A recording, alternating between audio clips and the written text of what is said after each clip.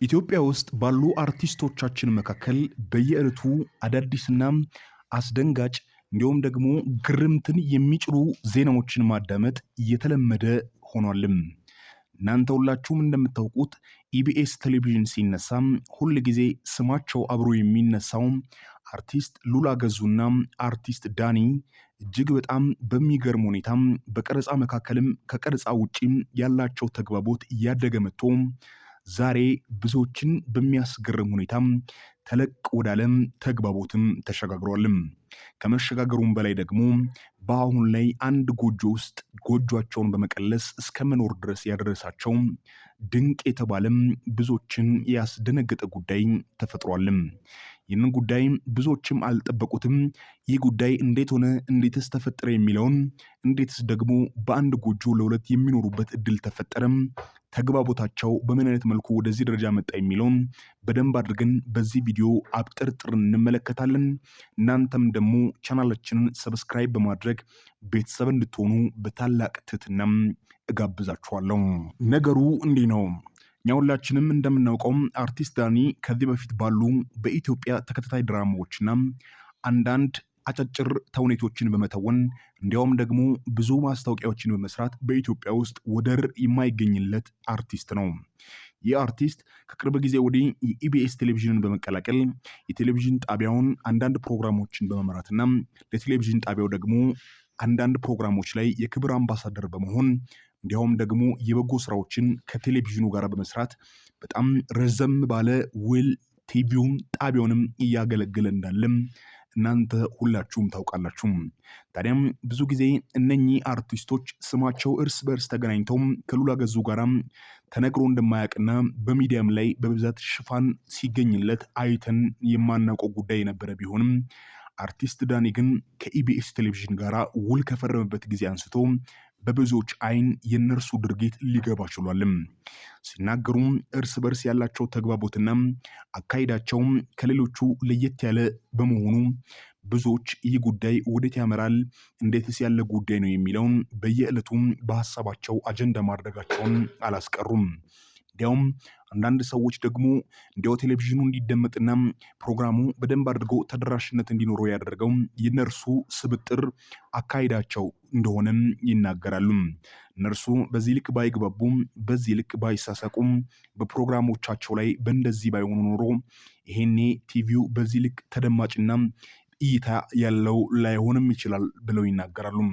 እንደምታውቁት በዚህን ሰዓት በኢትዮጵያ ደረጃ እጅግ በጣም ብዙ ተመልካች ያለው ቴሌቪዥን ጣቢያ ኢቢኤስ እንደሆነም ታውቃላችሁ። ታዲያም እንደዚህ አይነት መልካም ነገር የመጣው በእነኚህ ድንቅ አርቲስቶች ነው። የነርሱ ተግባቦት እንደ ሌላ ነገር ሊወሰድ አይገባም የሚሉ በሌላ አቅጣጫ የተነሱ ሀሳቦች ቢኖሩም ነገር ግን ፍንትው ተደርጎ የሚታዩ ከትዳርም የዘለለ የሚመስል ተግባቦታቸው ዛሬ እያደገ መጥቶ በጣም በሚገርም ሁኔታ ወደ ድንቅ ፍሬ ማፍራት የመጣ ይመስላል። በሰሞኑ እርስ በርስ ያላቸው ተግባቦት እርስ በርስ ሁል ጊዜ አብሮ የሚገናኙት ጉዳይ እንዲያውም ደግሞ ከፕሮግራሙ ቀረጻም በኋላ እርስ በርስ ወደየቤቱ ወደየስፍራው የሚሄዱበት ጉዳይ ብዙዎችን ትኩረት የሳበ ጉዳይ ሆኗልም። አሁን ላይ ይህ ተግባቦታቸው አድጎ አብሮ ወደ መኖር ያመጣ ይመስላልም። ታዲያም ያላቸውን ተግባቦት እጅግ በጣም በሚገርም ሁኔታ ካሳደጉ በኋላ አሁን እርስ በእርስ ለመኖር የተስማሙ ይመስላሉ።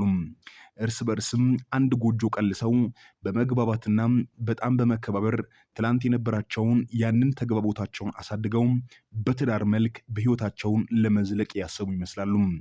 ታዲያም ይህ ጉዳይ ሲነሳ ብዙ ሰዎች ሀሳባቸውን የሚያስቀምጡት ሉላ ገዙ ከዚህ በፊት ትዳር የነበራት ከትዳሯም 2 ልጆችን ያፈራች እንዲያውም ደግሞ በጣም በሚገርም ሁኔታ በትዳሯ ደስተኛ የነበረች በአጋጣሚ ትዳሯን የፈታች ሴት ስትሆን ዳኒም ልክ በዛው ልጅ ባይወልድም ትዳር ያፈራም በትዳሩም ደግሞ ደስተኛ የነበረ ጥሩ ጊዜን ያሳለፈ ኢትዮጵያውያን ሁሉ የሚያውቁት ሰው ነው።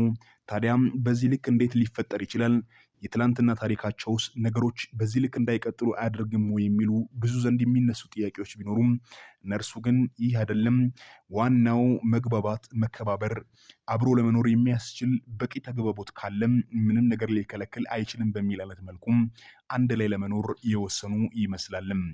ይህንን ጉዳይ ደግሞ ይበልጡኑ ውስብስብና ከባድ የሚያደርገው ከዚህ በፊት ሲገመት የነበረ በቴሌቪዥን ጣቢያው ላይ እነርሱ በቀላሉ የሚግባቡትን የነበረውን ተግባቦት አሁን በዚህ ደረጃ ማሳደጋቸው እንዴት ሊሆን ይችላል የሚለው የብዙዎች ዘንድ የሚነሱ ጥያቄዎች እንደነበሩ ሆኖ እየቀጠሉ ይገኛሉ።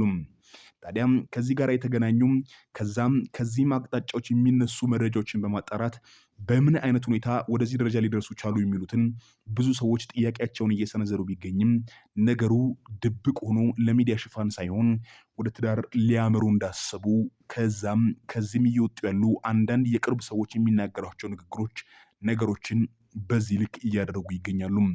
ታዲያም ከዚህ ጋር የተገናኘም ነገሮች በዚህ ልክ ፈጥነው ወደ ትዳር የሚለወጡ ከሆነም እንዴት በምን አይነት መልኩ እንዲሁም ደግሞ ሽማግሌ ተልኮ ፕሮግራሞች በዛም በዚህም ደመቅ ብሎ የቴሌቪዥን ጣቢያ ፕሮግራም አቅራቢዎች ከመሆናቸው ጋር ተያይዞ ሊደምቅ አይገባም ወይ የሚለው ብዙ ዘንድ ያለ ጥያቄ ቢሆንም ነገር ግን በዚህ ልክ ነገሮችን ማካበድና ማስፋት አያስፈልግም።